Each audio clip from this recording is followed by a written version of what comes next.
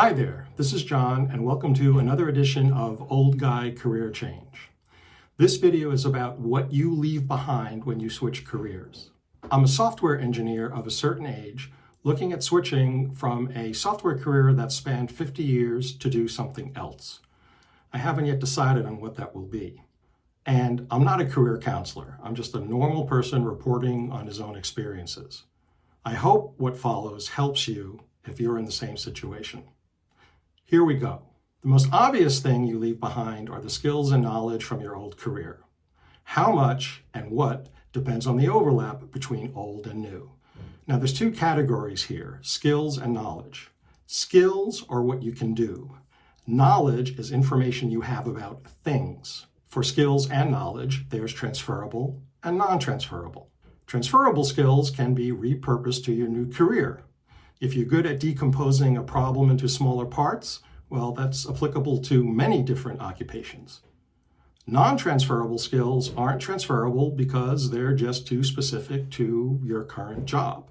You also have transferable and non-transferable domain knowledge. Say you're an automotive mechanic for 20 years at a Chevy dealership.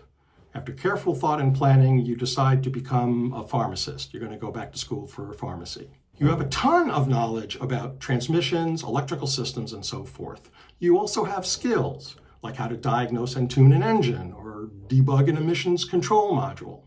You also have skills in customer interactions, estimating labor, and negotiating with vendors. How much of your knowledge about things will be useful when you're a pharmacist? Zero. But some of your skills will be transferable and therefore useful. Rebuilding engines? No. But customer interactions, vendor negotiations, decomposing complex problems into a series of smaller steps, those skills will be useful. They're transferable skills. As you work out whether to change your occupation, realizing how much of what you know and what you can do will be left behind can be hard. You've worked hard to learn those things, but now they'll fall by the wayside. And by the way, information and skills atrophy without use. So after some time, you will forget how to rebuild those engines. This realization can be sobering. In my case, most of what I know about software engineering and most of my skills won't transfer to the careers that I'm currently considering. It took me a couple of weeks to wrap my head around this. Now, you'll learn new knowledge and new skills in your new occupation, but that will take time. You've met a lot of people in your current career. These connections can help you with your work. In my life, I've worked with, met, and communicated with, frankly, an uncountable number of other tech workers and managers. And I can reach out to them if I'm in a job search or if I need help with some technical problem. But in my new occupation, whatever that may be, these connections will probably be useless, zero value, because the occupations that I'm considering don't overlap much with software engineering.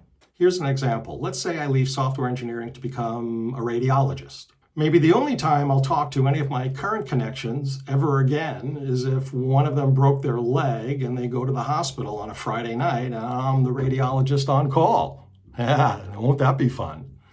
Our conversations would consist mostly of, turn over, please, or stop screaming, your leg can't possibly hurt that much. And I would enjoy myself. If they could help me in my new career, I'm sure they would. They're all good people. I'm on good terms with all of them. But the chances of them being able to help me in my radiology career are zero. Yes, there could be a tiny, tiny, tiny possibility that someone knows someone else who works for a hospital in administration and whatever, but that's very unlikely. You invested a lot of energy to make and sustain your network. You probably don't consciously think of it as an energy investment, but it was. So the value of all those connections will be zero. You'll make new network connections in your new career, but that will take some time. Social networking is the next loss, but it's a small one that you might hardly notice. And by social networking, I'm not talking about Facebook or Twitter. I'm referring to the connections that you have for purely social reasons. These are your work friends. These are your work acquaintances. Maybe the only thing you have in common with them is that you're both in the same team or group at work, or you work on the same services, or you're both working in infrastructure, or you're both working in marketing or sales, and you were in a meeting and you struck up a conversation and whatever. But that provides you with general socializing, lunch partners, hitting a bar on Friday after work, and all the rest of it. Are they deep friends? No.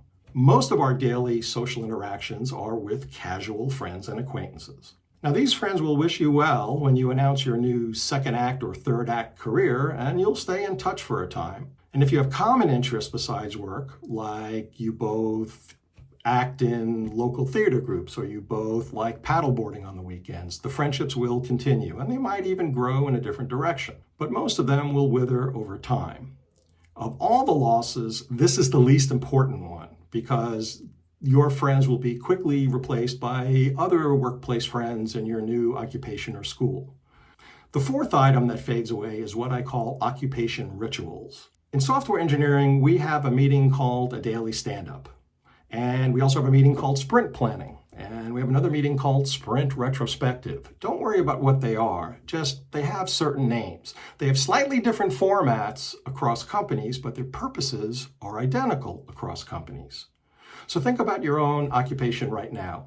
You probably have meetings, memos, documents, quarterly sales summaries, etc., that have common names and formats. They may differ a little bit from how they're done with other firms in your industry, but they have much more in common. When someone says the XYZ meeting, you know exactly what they're talking about. These rituals are a common thread running through companies doing the same kind of work, and they are a common language in your industry. Unless there's substantial overlap between your old and new careers, you can kiss all that goodbye. Your new career will have different rituals, and you'll have to learn them. The next loss will be your occupation safety zones. Every job has challenges. No job is purely by the book, no thinking required.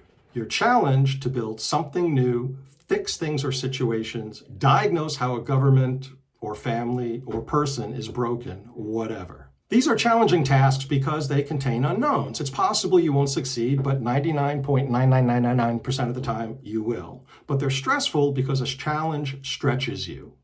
It may not be heart attack levels of stress, but you're being tested and stretched to solve a problem or make a thing or design a thing or do a thing. But there are some areas in your job that you know stone cold. There's zero doubt of how to do them. These are your occupation safety zones. You can do them in your sleep. For an infrastructure engineer, it might be creating a new database up at Amazon. You've done that a million times. For a lawyer, it might be pulling up a template for a real estate contract and filling in the basic information. A kid could do it. You can think of the safety zones as oases in a job full of challenges. You may be unsure of how long it'll take to do A, B, C, and D, but these actions, they're pieces of cake. Well, your safety zones are now gone. Every single thing you do in your new job will be a challenge. You won't have any more oases. Whether this is exciting, invigorating, nerve-wracking, panic-inducing, depends upon the individual. After a while, you will find your new safety zones. But at first, everything will be a challenge. Positional power is a real thing. And positional power loss happens if you manage people. If you're a manager, team lead, group lead, whatever. You mentor, lead, grow, direct, critique, promote, and discipline members of your team. Your position gives you formal control over others, and your words have more weight. You don't have to explain yourself as much as if you were an individual contributor. Most times, you're going to lose all of that when you switch to a new occupation. You'll now be an associate whatever, or an entry-level whatever. You might even be an intern. Now, there are some times when this power reduction isn't so clear-cut. Say you're in a marketing role in a company and you decide to leave that to open up your own pottery store. You manage 30 people in your old occupation, and now you're managing only 5 people in your pottery shop. So it's a step down in power if you define positional power as the number of heads beneath you. But if you define positional power as the number of heads above you, your positional power just went asymptotic. It's through the roof because you're the owner and the buck stops with you. You are the man or the woman in your company. Now, most people don't like to admit that they enjoy power. It's considered gauche or déclassé. But if you visualize your job enjoyment as a pie chart, then it's a slice, maybe a small slice, of why you enjoy your management job. Regardless of what the size is of the slice representing positional power, this is a real thing. And you can kiss all of that goodbye unless you start your own company and you think about, power as defined being looking upwards. You may not have a formalized role giving you power over others, but you may have informal seniority because of your experience and expertise. Others turn to you when there's a problem with XYZ because you've worked on XYZ before and you know it stone cold. If someone is stuck on fixing a problem with XYZ, they come to you. No more will others come running asking you to save the day. Someday they might, but not at first, not for a while. In my career planning, in my thinking of what I'm going through now, this bothered me for a couple of days, and I admit it. I've had multiple jobs where I was the guy for certain technologies, certain languages, certain code modules that I had worked on. It's a nice feeling, and I liked it a lot. It's an ego stroke, I admit it. Now, you might meditate on this for about 7.5 seconds and go, yeah, that's fine. That's not important to me. Or you may wrestle with it for a few days. Everyone's different. Too many of us, at least in America, let our work be a big facet of how we view ourselves. And it even affects everyday speech. If someone asks you, what do? You'll say, I'm a banker. Well, not really. You're a human being who happens to do banking as a job. This can take a big hit when you switch occupations. It's all encompassing. It's like you are changing. It's a combination of title, status, work identity, where your stomping ground is. It's a million little things that add up. Everything from the old career fades before your identity in the new career is defined. So you'll still be learning your way around, but you don't have any self-identity yet in your new career. Okay, but here's the thing. The smart move is to realize that you shouldn't have let your work be a big part of your self-identity in the first place. It should never have happened. Some of it is normal to some degree in modern society, but less is better. Maybe you can't make it zero in the future, but you can vow that the fraction of your self-identity that's based on your work is going to be smaller in the future than it has been in the past. Make that a goal. Make it a goal that it will be smaller in the future. Your self-identity should be your soul. It should be who you are, and that's not your job. There's pain as your self-identity takes a hit, but then there's growth. Don't let yourself be as wound up in your work in the future, and that's how you deal with that. So let's wrap this up. What comes from leaving all these aspects behind or seeing them be reduced? Well, there's a law in physics called the conservation of momentum. In simple terms, it says that in order to accelerate, a system must expel mass in the opposite direction. Classic example is a rocket. In order to make room for all the new great things you'll experience, you have to leave the old ones behind. The question is, will you let your fear of leaving things behind keep you from moving forward? Because newsflash, you can avoid all of these losses and the pain, the temporary pain involved in them by never changing. You can stay where you are. You can stay in your lane. And you need not give up anything except for your fulfillment and happiness. The following steps helped me work through my thinking about these losses. Now, I'm going to be vague here and there because this is still a work in progress for me. Some things I've worked through, some things I've pretty much worked through, but I'm not sure, and some things sometimes bubble up from time to time. I admit it, I sometimes have woken up in the middle of the night because my brain is churning on stuff. So I'm not perfect here, but I'm going to offer this in the hopes that it'll help you. First step, I wrote a short list of each loss. Seeing them and their details written down helped me shrink them down to size. Weird but true. Maybe I'm just a mental case. 2, I visualized all the new cool stuff I'll learn. And I love learning new things. In fact, one of my skills is learning to master. I love that. Those new abilities are now the important things I need to focus on and anticipate.